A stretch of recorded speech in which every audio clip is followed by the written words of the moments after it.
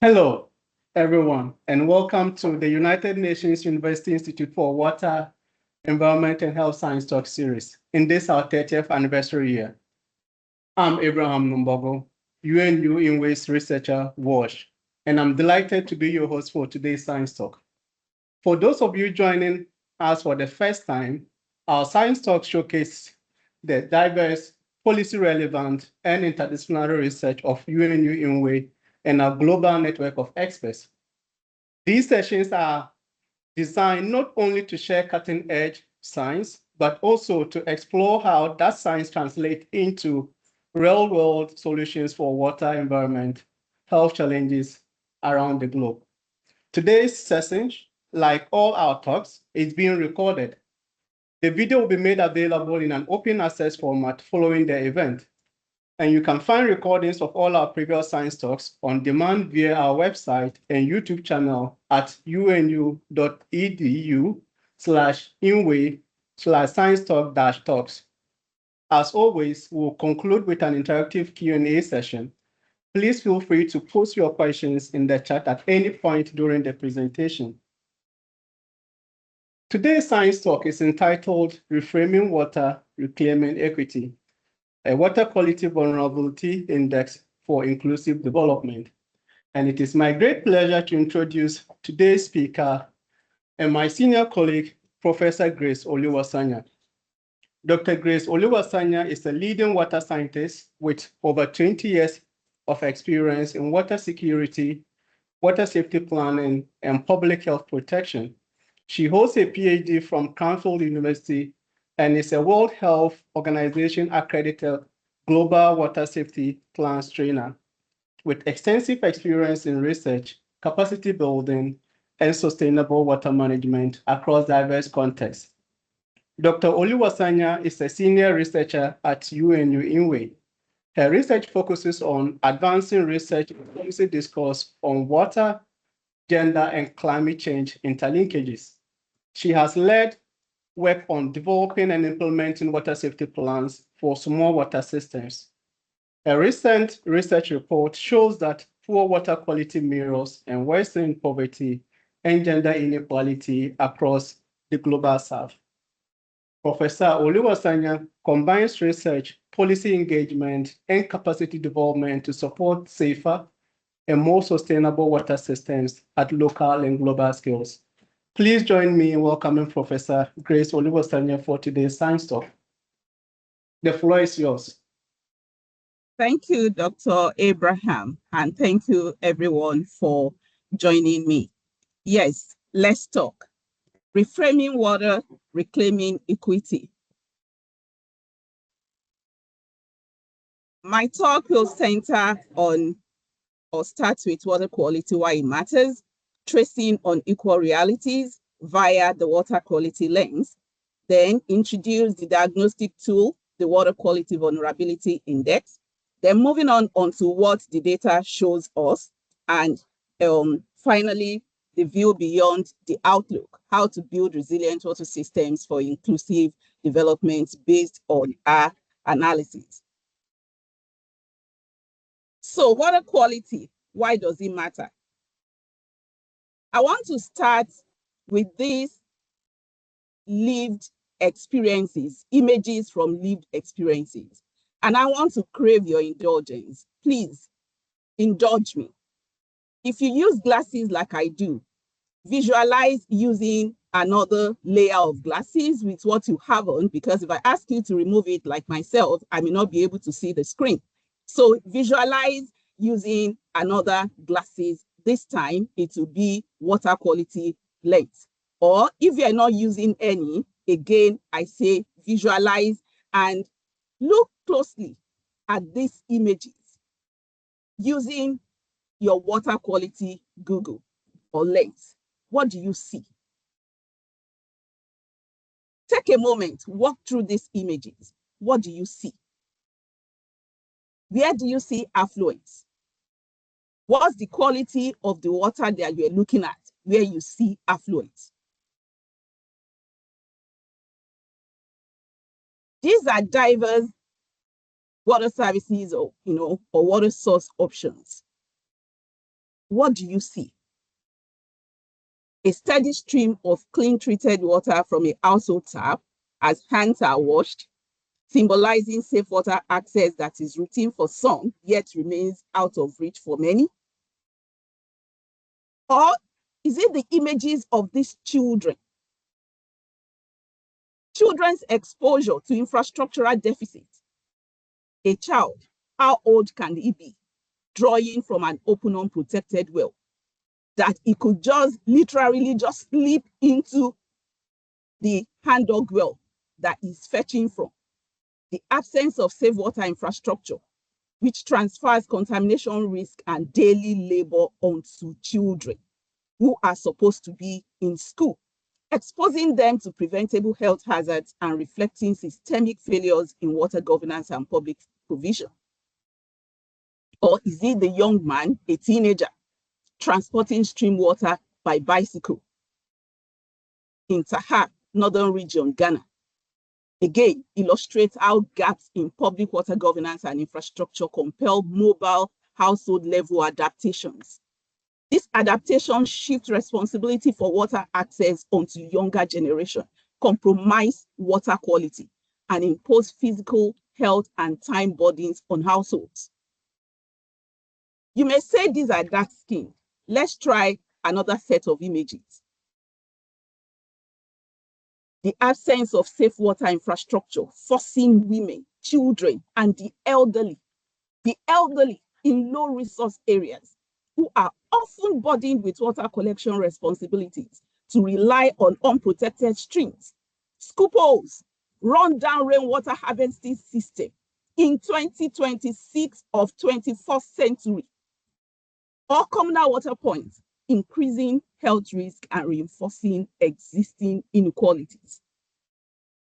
And in the same vein, a steady stream of clean treated water from a household tap, again, symbolizing safe water access that is routine for some, yet remains out of reach for billions of people. Lived experiences.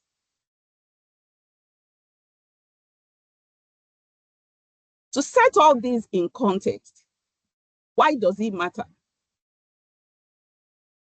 In science, we define water quality as the physical, chemical, and biological state of water which determines human health, livelihoods, and well-being. But broadly, it's not just an environmental issue about the physical, the chemical, and biological state. It tells a powerful story about who holds water, who holds power, and who gets left behind, reflecting how resources are shared. You can also take a moment into your individual backgrounds. In many cities, wealthy neighborhoods enjoy treated water, while low-income communities often rely on polluted and unimproved sources. These disparities underlie broader inequalities associated with wealth, class, and geography. In this way, water quality becomes a lens through which justice and equity can be assessed. When government prioritizes infrastructure investment in privileged areas, in where you call the elite areas, while neglecting underserved regions, it signals systemic disregard for vulnerable populations. This neglect reinforces cycles of poverty and public health challenges. I dare say that such patterns, all these patterns, really incidental, but rather they're very strategic and often stem from deeply rooted biases that favor the powerful, positioning water as both a symbol and measure of structural inequalities and social injustices. Traditional water quality index are metrics which focuses only on physical and chemical properties, and these are some of the gaps we see in research. Human dimensional contexts like gender, wealth, and social equity are often overlooked in the kind of analysis we do as scientists or practitioners. Meanwhile, poverty amplifies vulnerability through reliance on contaminated sources and inadequate or absence of treatment facilities. Women and girls, we often say this, disproportionately bear the burden of unsafe water. From SDG perspectives as well, clean water and sanitation is still not achieved for all, even though we are this close to 2030. Roughly 1/3 of the Global South population lacks safely managed drinking water. And this is about 2 billion people in the Global South which face water insecurity. So the research questions, for us, or the issue is, how do gender and poverty increase vulnerability to unsafe water? We also ask ourselves, how can an integrated quantitative approach be developed to assess and quantify vulnerability to changes in drinking water quality, considering both the environmental and the socioeconomic factors which we rarely see in research? Answering these questions takes us to what I call an essential 9 steps pathway or methodology to mapping vulnerability. The theoretical basis for the research issue and the development of the Integrated Water Quality Vulnerability Index is actually grounded in the intersectional and feminist political ecology frameworks. Intersectionality considers how multiple social categories like gender, class, or race crisscross to shape an individual's experiences and opportunities, aiming to understand how different dimensions of identity, including gender and wealth, interact to influence access to safe water and the ability to improve water quality. This presupposes that poor drinking water quality is predicted by the physical, chemical, and biological properties of water or the environment, but not only this, as well by other human dimensions of identity, such as gender and socioeconomic status. On the other hand, feminist political ecology focuses on gendered relations of power in environmental context. It examines how gender identities and roles influence water use, water access, and water management, including the impact of unequal power relations on the quality of the water we drink. Additionally, an integrated analysis benefits from the concept of environmental justice. This addresses the fair distribution of environmental burdens or environmental benefits, including access to clean water, considering how marginalized groups, often defined by gender and socioeconomic status like wealth, bear disproportionate environmental risks and lack access to safe water. So drawing on all these theoretical foundations, an integrated analysis of drinking water safety, gender, wealth nexus can examine the complex interactions among environmental conditions, social structures, and individual agency to holistically identify barriers to equitable water access and sustainable management. All this, we hope that the holistic approach could guide policies and interventions for improving drinking water quality while addressing gender and wealth disparities at the same time. We focus on the Global South, often referred to as the developing countries, or better still, the majority world. And this is rightly so, because that is where most of the world's population resides. In fact, about 86% of the population of the world resides in the Global South. We also focus on the Global South as it comprises nations where the standard of living, income, economic, and industrial development remain more or less below average. The International Monetary Fund, even the UN and World Bank do classify the Global South differently. But of the total 152 countries in the Global South, like I said, representing about 86% of the world's population, only 138 Global South nations were captured in this assessment, excluding 14 countries for which no data of interest were available. The 138 countries were grouped into regions according to the IMF 2023 classification. But to accurately reflect the overall data set, weights were assigned to the indicators that made up the Water Quality Vulnerability Index. But that's not where we started. The first thing we did was to identify publicly available multidimensional vulnerability and sustainability assessment frameworks to ensure that the indicators capture the key interacting dimensions of water quality, gender inequality, and socioeconomic status. The initial pool consisted of 5 indicators, which are the Drinking Water Safety Index and 4 human development related metrics, namely the International Wealth Index, the Gender Inequality Index, the Gender Parity Index, and Gender Development Index.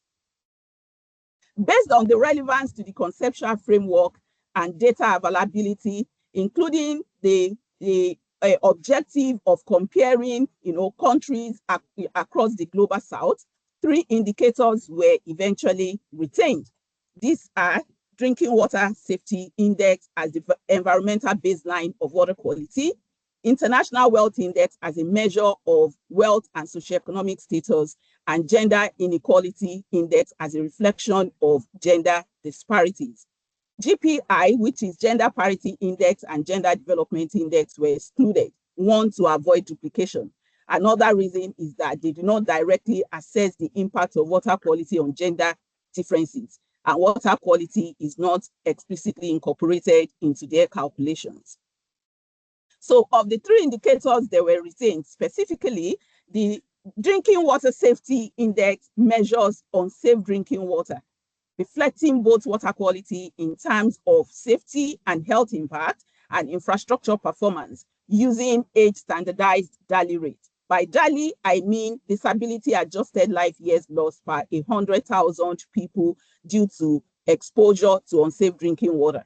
So it is an outcome-based indicator derived from Institute for Health Metrics data and used in the Environmental Performance Index, capturing the public health impact of water safety rather than direct measurement of water quality parameters. On the other hand, the Gender Inequality Index measures inequality between men and women in areas such as health, education, and labor market participation, while the International Wealth Index represents a country's economic standing, indicating levels of prosperity and the resources available for infrastructure and social services. The underlying assumption is that the Drinking Water Safety Index captures the core water-related factor in this analysis, while International Wealth Index highlights socioeconomic inequalities that shape vulnerability to water quality, and the Gender Inequality Index mirrors pre-existing gender-related conditions. Given the disparate scales of these indices, a 2-step normalization process was implemented to ensure their comparison and analysis. The first one, Z-score normalization, was applied to standardize each index, setting the mean to 0 and the standard deviation to 1. This was done to eliminate bias from the original units and the ranges of the indices we collected.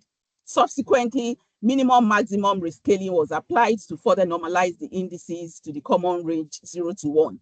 All this helped us create a composite index and ensured a balanced comparison across all variables.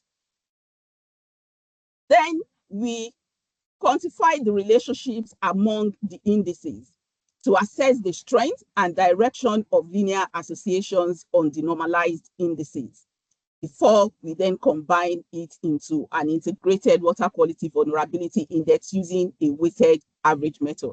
I would like to say a bit on the weighted average method. This approach was selected for its ability to incorporate multiple dimensions, in our case, wealth, gender inequality, and water quality, while reflecting their relative importance.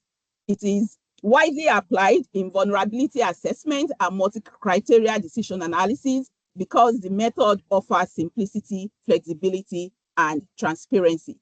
And it's for this reason that we actually went for weighted average, so that implementers, scientists who wants to prioritize factors such as wealth, which is critical for infrastructure development, or prioritize gender inequality, which influences equitable access to clean water, can easily, adopt or adapt this methodology.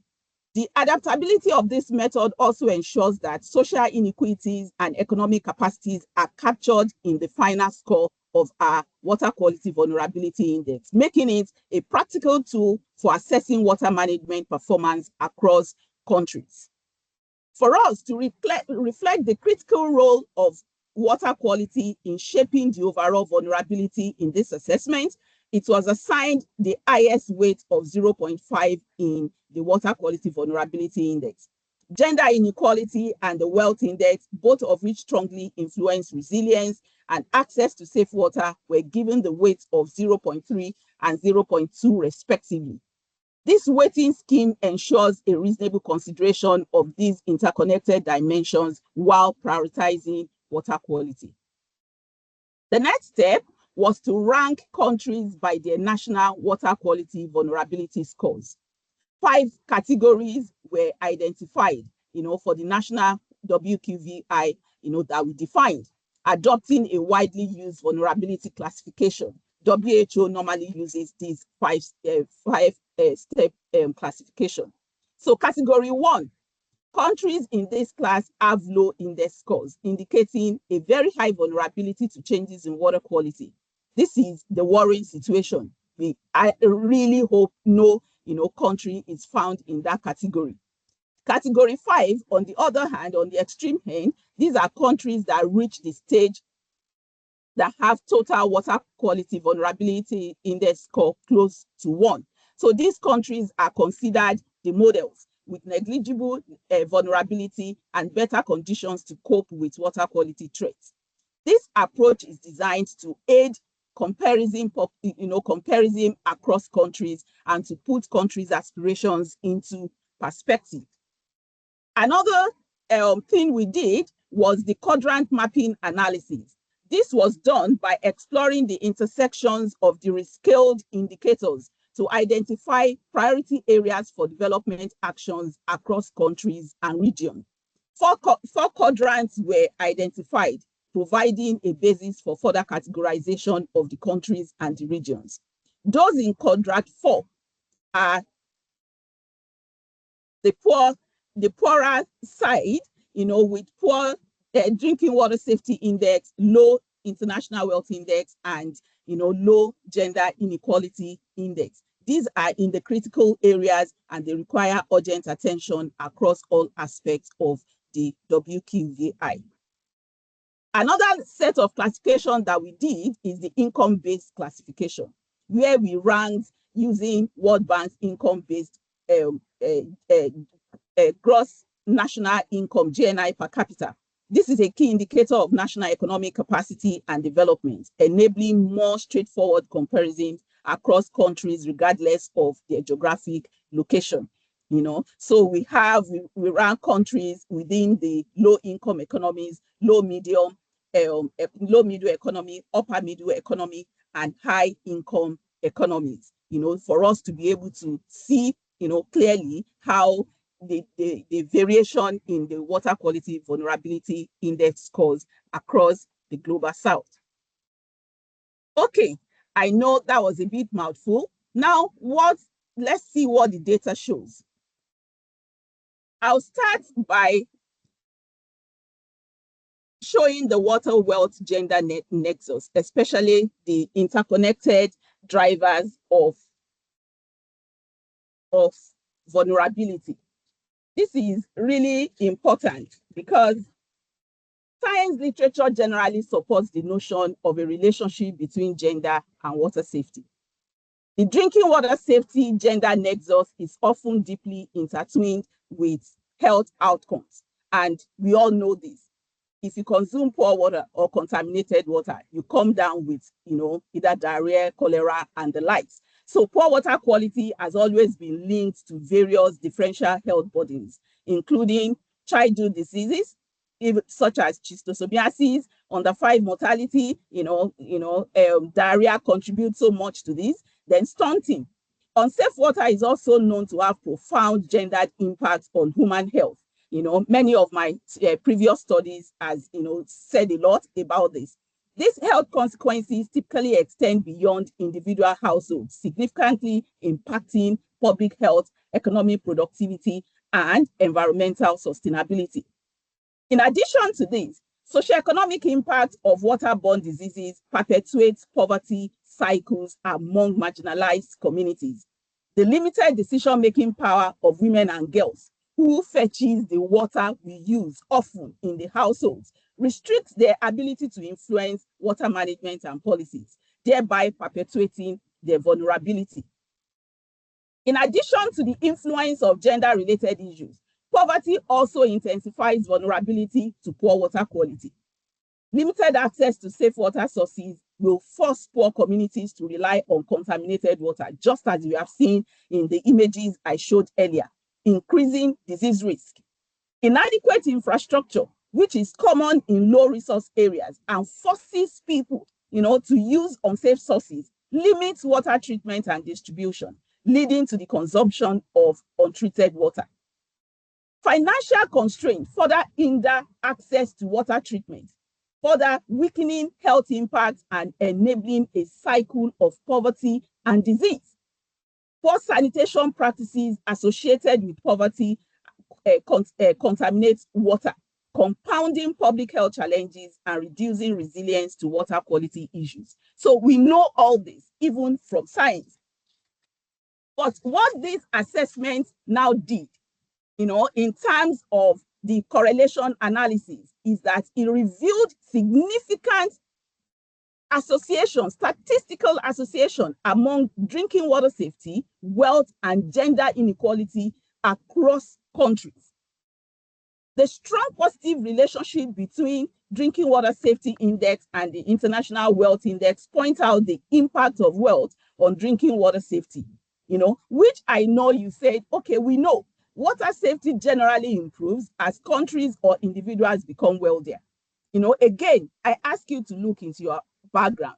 If your circumstances change and your income level change, one of the first things that people do is to look for how to improve their water access. Maybe previously you've been relying on communal water points. Now you will want to have, a water asset, hand-dug wells or borehole in your household, or better still, plug in into the public water system to ensure that water is coming through your tap rather, all because your circumstance, your living your income level has changed. So water safety generally improves as countries or individuals become wealthier.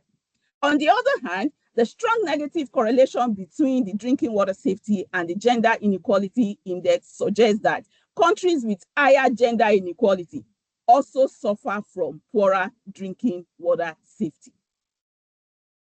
Additionally, the moderate negative correlation between wealth index and gender inequality index suggests that wealthier countries tend to experience lower levels of gender inequality. Furthermore, the statistically significant negative relationship between gender inequality and drinking water safety from the regression analysis that we carried out supports the notion that greater gender inequality, driven by factors such as cultural norms, gender roles, and household power relations, is associated with lower water quality. Can we substantiate this further in reality? Yes, I'll give you an instance. Women and girls often face discrimination, be it deliberate or systemic, in accessing sanitation facilities. I like to flag the chopadi practice here. I think is a practice in Nepal, somewhere in Asia, a deeply rooted religious cultural practice in which menstruating girls and women are considered unclean or untouchable. And because of this, they are forced to live in separate huts, where in some clan they call boys' quarters. They have to, during the period of their menstruation, go and live in the boys' quarters or live, at the backyard, at times in livestock sheds, forgetting that without menstruation, none of you will be born. So they live away from home with inadequate access to water services. So what happens?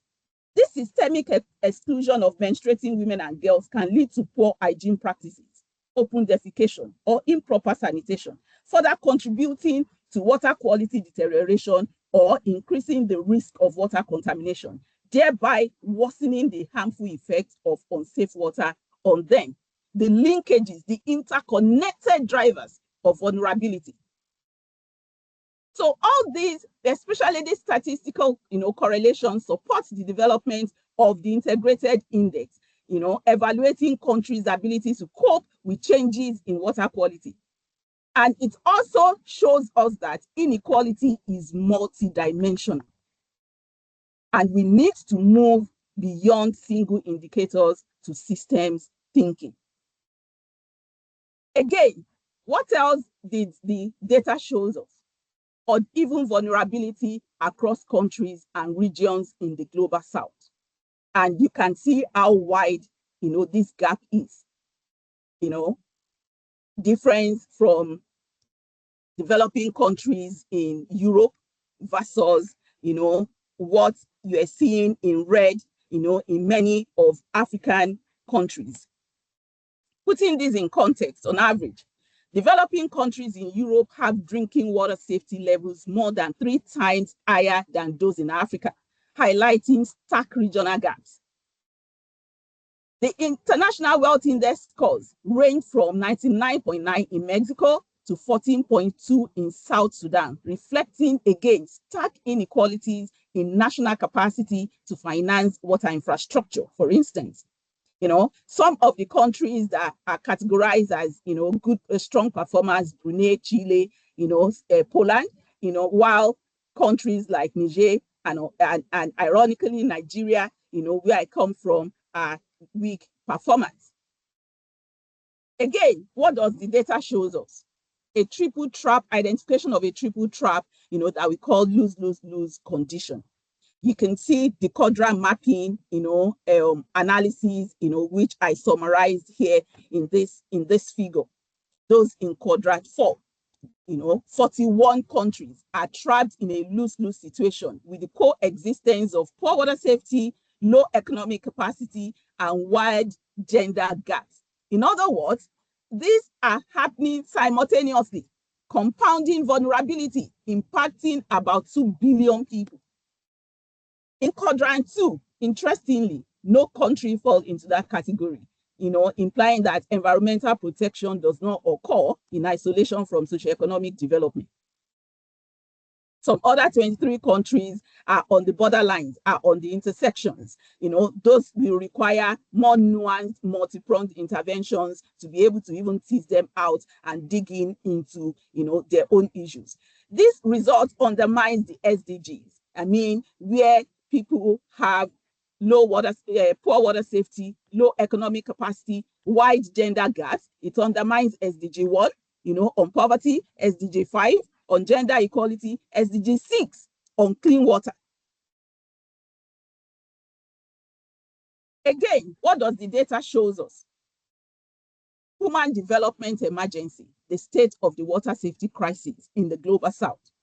The results show 74 out of 131 of the 138 countries fall below basic drinking water safety thresholds, posing serious public health risks. Another 84 countries, about 61%, face overlapping socioeconomic and water security challenges. By this we mean, if you're not in the category, in the win-win-win category, which is only 54 countries, all the other countries, apart from those 54 countries, are grappling with one level of issue or the other, either with drinking water safety combined with poverty, only winning in gender inequality, aspect, or issue with poverty and gender issue winning on what. So 61% of the 138 global south countries, are facing one level of issues, across board. Another important thing is drinking water safety varies widely from extremely unsafe conditions in countries such as Niger to very high safety levels in countries like Brunei, demonstrating that water risks are shaped by policy and investment choices, not only geography or the environment alone. Again, what does the data show us? What is the data showing us? Multidimensional determinants of water vulnerability. Here I flag the classification, based on the income level. Here we see large differences within the same income group. Niger, Syria, Nigeria, Tunisia. Even high-income countries can perform poorly. See Brunei and Guyana, telling us that wealth or national income by itself does not guarantee water security without strong institutions and inclusive governance. Digging deep into this, beyond GDP, why economic prosperity alone is not enough.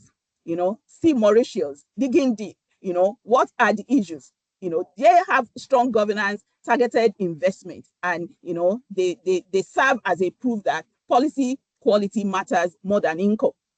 In Nigeria, for instance, in low, middle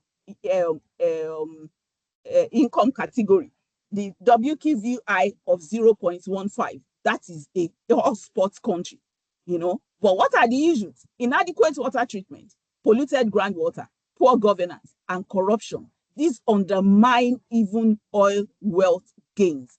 Nigeria is an oil is rich in oil, but we're in a situation where you have the Commonwealth residing in the hands of very few. This is what happens. So economic prosperity alone is not enough. Or Namibia, a case of structural deficit, arid climate, yes, groundwater over extraction, extreme income inequality compounds to limit access to safe water. This shows the hidden drivers that it is not only economy, governance quality, cultural norms, historical legacies, and conflict override wealth effects on water safety. Yes, I know so far all you've had is a gloom story, but can we move away from here? So from diagnosis to action, what needs to change, and how can we build resilient water systems for inclusive development based on our analysis? A few things clearly needs to change. Moving from technical fixes to systemic solutions. Addressing governance gaps, gender inequality, social exclusion. Integrating quantitative plus qualitative insights. Correlation is good, but correlation is not equal to causation. Moving on, what are the key policy shifts? We need to shift from linear thinking to systems thinking. None of the issues that are plaguing the world are happening in isolation.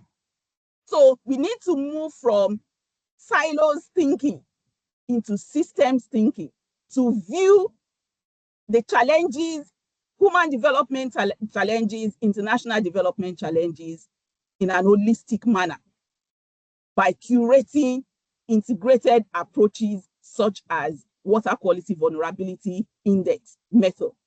An old approach will be build infrastructure, then expect a good outcome. But we have seen where that, where we are, with that approach. New approach will be understand interactions between systems, design context-specific interventions. Yes, there are at least eight number pathways, from the analysis that we suggested or recommended, but we need to key into new approaches, understanding interactions between systems, design context-specific intervention. I flag here 6 priority actions as entry points to dismantling inequality from the integrated approaches to build resilient water systems for inclusive development. The first one will be to adopt and integrate water quality vulnerability index in planning. Incorporate it into national planning for sustainable development. Invest in inclusive infrastructure, strengthen governance, empower women. How can we strengthen governance? Ensure equity in water governance and resource distribution. Mainstream women's leadership in water governance and initiative. Lately, I'm trying to avoid having to zero in on the issue of mainstreaming women in leadership.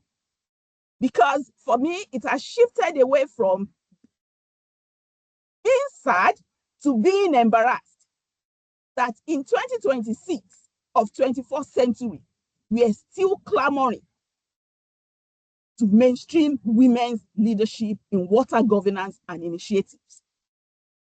These are women who are responsible for household water governance. Gone are the days, maybe 20, 30 decades ago, there are no women in STEM. We've done so much moving from then till now. There are now women in STEM. We can attest to the women in water diplomacy, and that network is growing. Group of qualified, professional, seasoned women in water governance. So we need to mainstream women's leadership in water governance and initiative if you want to get it right. Again, tailor solutions to local context. How can we scale solutions based on these integrated approaches? I identified from our analysis 4 system-level interventions. Regional water security alliances. We need to promote cross-border collaborations to address shared water challenges. We recommended Global Water Resilience Fund, especially to support community-driven projects with a focus on women's participation in those identified hotspot countries in the global south that are grappling with the issue, with the triple trap, the compounding issue of poor water quality, poverty, and gender inequality. And of course, cross-border collaboration. I always say, for those who are familiar with me, everyone is a water user. Water challenges therefore require collective action, collective voice, because we are all a stakeholder in the issue of water. Wrapping up, so reframing water from problem to opportunity. We need to see water as a diagnostic tool for inequality. We need to see water as a lever for social transformation. I cite an example here. The effectiveness of water interventions often depends not only on technical solutions, but also on the strength of a society's socio-economic fabric. And what do we mean by that? So society's socio-economic fabric entails the economic capacity, networks of trust, cooperation, and shared values that bind communities together. Where there is strong social cohesion, it enables communities to mobilize collective action. But where there is weak social systems marked by exclusion, corruption, or conflict, this can allow powerful groups to undermine projects or outcomes. However, we can leverage the design of water initiatives to promote participation and resilience, evolving into a platform for broader social transformation. In other words, we should see water as a lever for social transformation. Lastly, see water as a connector across sectors and regions. This is where the connection between this talk and the call we made in the global water bankruptcy is. Bringing water back as the connector across sectors, across regions. Bringing water back, into its central role in international development. In conclusion, this assessment shows us that there is uneven vulnerability. The coping capacity is shaped by complex intersections of gender, geography, economic realities, and it is not uniformly distributed. Economic growth is also not enough. High-income economies show wide water quality vulnerability index variance. In other words, governance quality, cultural norms, and conflicts are equally critical. Correlation is not causation. There are hidden drivers of water insecurity embedded in governance, investment, and social equity system. Holistic approaches are better. Holistic approaches are essential. Systems thinking.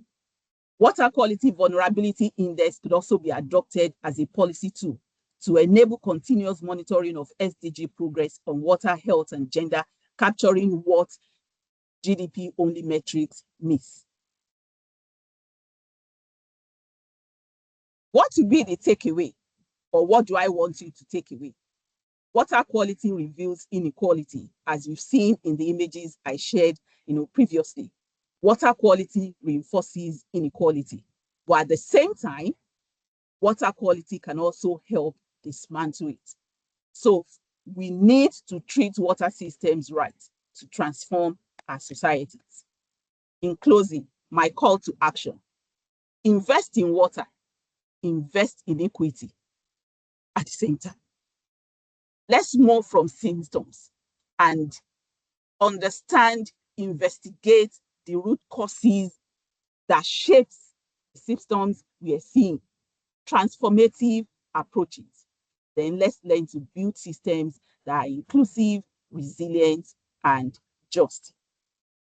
For more details, you can see the report, our latest report, Water Quality, a Mirror and Magnifier of Structural Inequalities and Social Injustice. Scan the QR code, you can download a PDF, copy of the report. Then the supporting paper, Oluwasanya et al., Unpacking the Water Well Gender Nexus and Integrated Vulnerability Approach, in Sustainability Nexus Forum Journal. Also scan this QR code for access. Thank you for listening.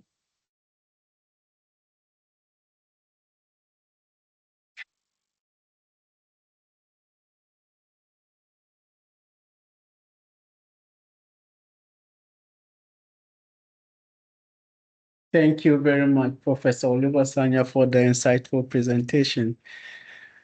And as you started the presentation, let's talk. So I'll start the conversation, and our online audience, if you have any question, kindly post it on the chat. That was insightful. And you mentioned water inequality is multidimensional, or inequality is multidimensional. So you are a policy analyst or a policy expert. Taking Nigeria as a context, if you are to approach water issues, what are the basic fundamentals that you focus on based on your research? Thank you for that question.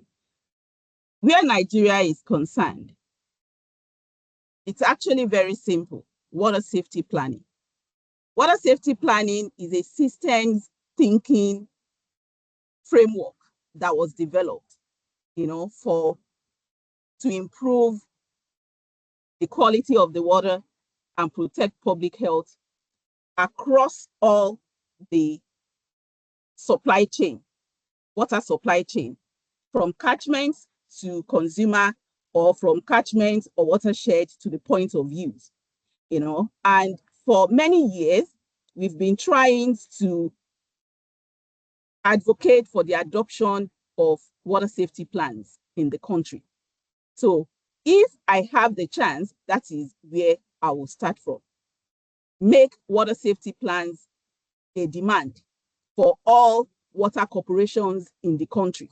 That's on demand. I want to see your water safety plans. How have you risk assessed? What are the risk assessment that you've done? What are the risk management that you've put in place? From catchment to point of use on the water you're dishing out to the people. Let's start from there. Thank you. Okay. You also highlighted women empowerment, and for so many years, we've had women empowerment in water sanitation and hygiene. So based on your findings, how do you think women empowerment should look like? Again, the answer seems pretty, simple to me. Many of these water projects are funded one way or the other. So funders can incorporate the ask, make it an essential requirement. I want to see your gender action plan and how you implement, how many women are there, what are the qualifications of women are there. In other words, moving away from tokenistic, because at times when that funders require this, the people have perfected a way of, dressing things up, the optics, just, nepotism and all that, put them in just to, show that they're there, but will not give them, the chance to actually prove their mettle. That is not what we're saying, So funders can both insist and enforce on inclusion of women in whatever project that they're going to fund, in whatever water project that they're going to perform. And through monitoring and evaluation, thankfully, my colleague, Dr. Rohit, is also there looking at me, can work those KPIs, measurable indicators to ensure compliance to women empowerment, supporting women through whatever project any funder is, anybody is sponsoring. That's an example of a way that this can work.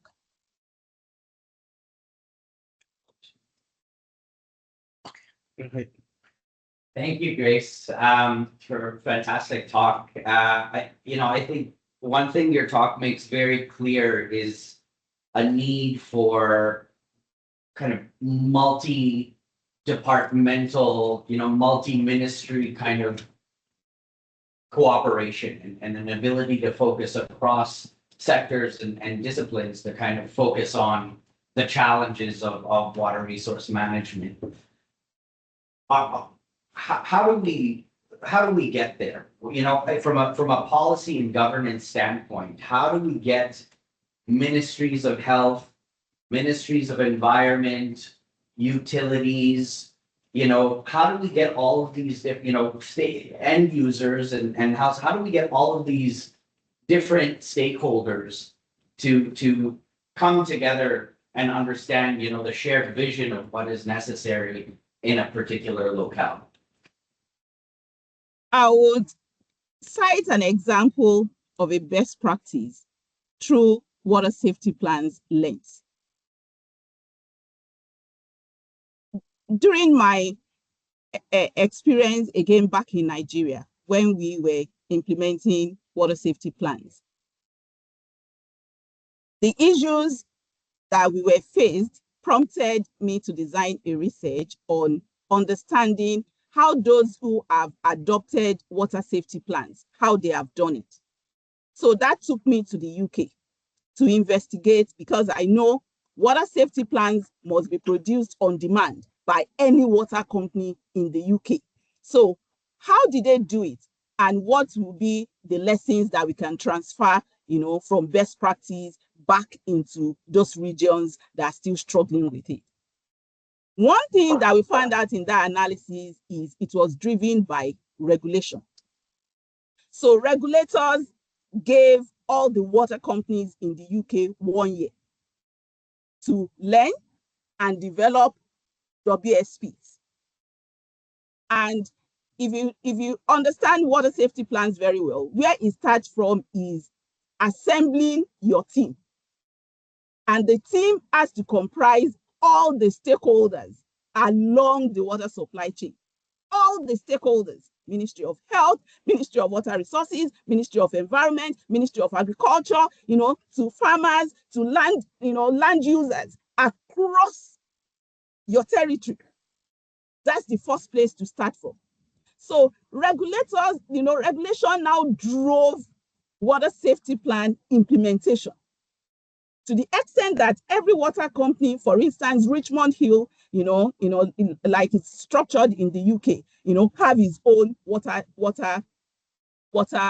company, So it's now, onus now lies on Richmond Hill Water Company, for instance, to invite all the stakeholders in the development of the water safety plans, because they all sit in the catchment. The land users, they all sit in the catchment. So the water that you eventually see at your tap, everybody contributes to the safety of it. So you start with assembling a team. That's an entry point. And that was what they did in the UK, for instance, because it was driven by regulation. So we've seen it before, it can be done again. Thank you. Jenna? Thank you, Grace, for a wonderful presentation. Having read your report too, you mentioned that there's no countries in the win-lose-lose quadrant where they have, sorry, lose-win-win quadrant where they have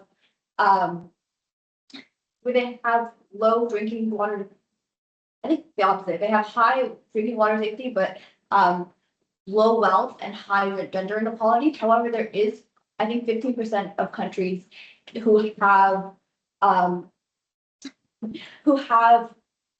low drinking water safety, but they also have high wealth and high gender equality. So I think someone may look at that and be like, why should we bother focusing on wealth or gender equality when we still have drinking safety? Do you have like a response to that? Well, that was an interesting finding, actually. But the implication is that environmental protection does not occur in isolation from socioeconomic development, you know, and it's really very interesting. So where people have, you know, low wealth index, low financial capacity, the last thing on their mind is protecting the environment. Yeah. So that is what we saw. Yeah. Do you think that, okay? Thank you. Okay, Miriam.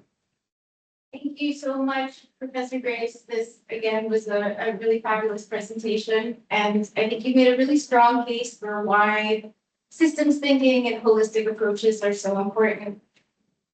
I'm wondering, you've also, I mean, you've done so much work on promoting water safety plans.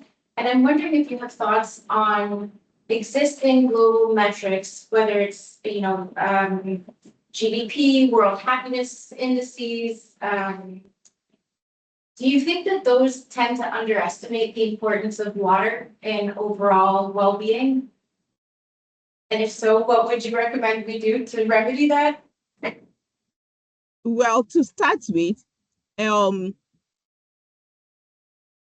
guess it's just born out of looking at ourselves as scientists. We cannot be jack of all trades. You know, if a jack of all trades, they said, is master of none. So at the end of the day, faculties are tailored towards a specialization. So I'll say, understandably, you focus on your specialization, you know, and work through that, you know, which is fine. But what is not okay is for us in international development, for instance, to now treat issues of development in isolation, forgetting the fact that one aspect of life is not frozen over while the other one is active. That is not the way life is wired. You know, and one of the things that this assessment has shown us is exactly that. People grappling with these issues simultaneously, concurrently, at the same time. You know, so in terms of implementers, policymakers, you know, even as scientists, when we're designing a research, we now need to bring all the expertise, you know, on ground. And that's where I will allude to Bayesian research, for instance.